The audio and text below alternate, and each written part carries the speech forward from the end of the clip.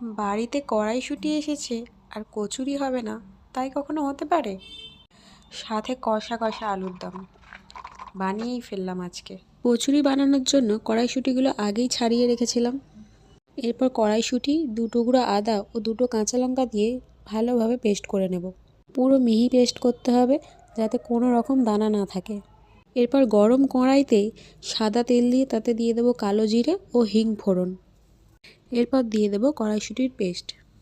নাড়তে নাড়তে যখন দেখব পেস্টটা কড়া থেকে উঠে আসছে, তখন তাতে দিয়ে দেবো 1 চা-চামচ বেসন ও স্বাদ মতো বিট লবণ। এরপর আরও 1 মিনিট মতো নাড়িয়ে নামিয়ে নেব। বেসনটা দেওয়ার কারণ যাতে ময়েশ্চারটা টেনে নেয়। এরপর একটা পাত্রে নিয়ে নেব 2 কাপ ময়দা, দিয়ে দেবো কিছুটা জোয়ান, কালো জিরে, পরিমাণ মতো নুন ও রিফাইন তেল। সাথে অবশ্যই একটু চিনিও দিয়েছি।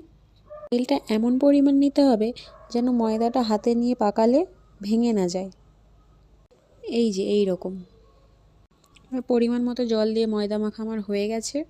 ময়দাটা 30 মিনিটের জন্য রেস্টে রেখে দেব। 30 মিনিট পর লেচি কেটে একটার পর একটা লেচিতে পুর ভরতে থাকবো। পুর ভরে মুখটা কিন্তু খুব ভালো করে বন্ধ করতে হবে। এরপর ময়দা দিয়ে বেলে নেব।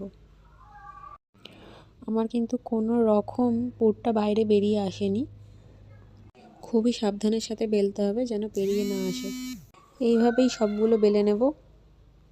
এরপর কড়াইতে তেল গরম করতে দেব। এদিকে হাত দিয়ে দেখে নিলাম তেল গরম হয়ে গেছে। এবার একটার পর একটা ছেড়ে দেব।